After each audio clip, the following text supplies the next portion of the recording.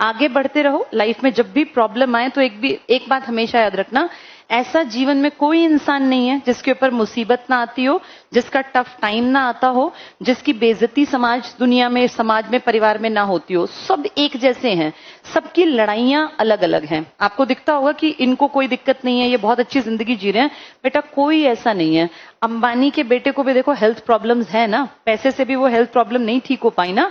ऐसे किसके घर में, किसके मन में, किसके अंदर क्या युद्ध चल रहा है ये दूसरे को नहीं पता।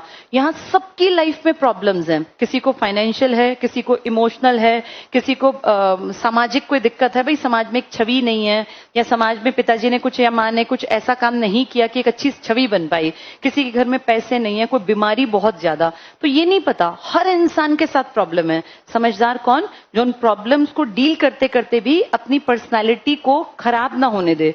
और हमेशा कोशिश करो, मुस्कुराते रहो, हंसते रहो। सबकी लाइफ में प्रॉब्लम्स हैं, फिर भी तो लोग खुश रहते हैं ना।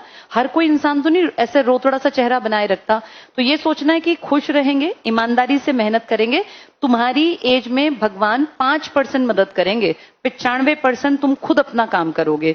जब तुम 40 पार जाओगे तो तुम्हें समझ में आएगा कि बहुत सारी चीजें भगवान की प्लानिंग का पार्ट होती हैं। लेकिन अगर यही सोच के मैं बैठ जाती तो मैं तो बहुत बहुत बहुत पीछे रह जाती। तो अपनी जो तुम्हारी एज है ना, इसमें भगवान का 5% रोल है, बस 95% तुम्हारी मेहनत है। फिर जब बड़ी एज आ जाए तब समझ में आएगा कि लाइफ अलग तरीके से है। लेकिन तुम्हें नहीं सोचना, तुम्हें सोचना है मेहनत पहला काम है। और तुम्हारे सामने देखो मेरी बेटी भी खड़ी है, इसको भी मैं यही कहती हूँ, सबसे पहली प्रायोरिटी पर अपनी लाइफ को सेट करना है तो खुद की मेहनत करो। माँ बाप का या भगवान का आशीर्वाद सिर्फ 5% रोल प्ले करेगा। दिन रात पढ़ोगे, मेहनत करोगे, 100% फल मिलेगा। हो सकता है किसी को 6 महीने में मिल जाए, किसी को 6 साल में मिले, लेकिन 100% सिलेक्शन होगा। अभी सुबह अंकित आया हुआ था, जो कई बार क्लास में आता था, जब पटवारी में उसका हो गया तो बता रहा था कि मैम उसकी ट्रेनिंग पूरी हो गई, कोई पेपर वेपर होता होगा, ये फ्लावर उसी ने दिया था। तो सुबह अभी आया, मिलके चला गया। उस लड़के के पिताजी गुजर गए थे जब वो शायद बहुत छोटा 2nd क्लास में था। उसकी माँ ने शायद 2 या 3, 2 भाई हैं और शायद 1 बहन है। सारे बच्चों को उस माँ ने, बहुत यंग एज में विधवा हो गई वो लेडी, अपने बच्चों को पाल पोस के बड़ा किया। बड़ा लड़का जब थोड़ा सा उम्र हुई तो उसको लगा कि परिवार पालने में माँ की मदद करनी चाहिए, उसने भी काम धाम शुरू कर दिया। जो 2 छोटे भाई बहन थे, इनको पढ़ा लिखा के दोनों सेटल्ड हैं। एक बहन पुलिस में लग गई और एक ये अंकित पटवारी लग गया।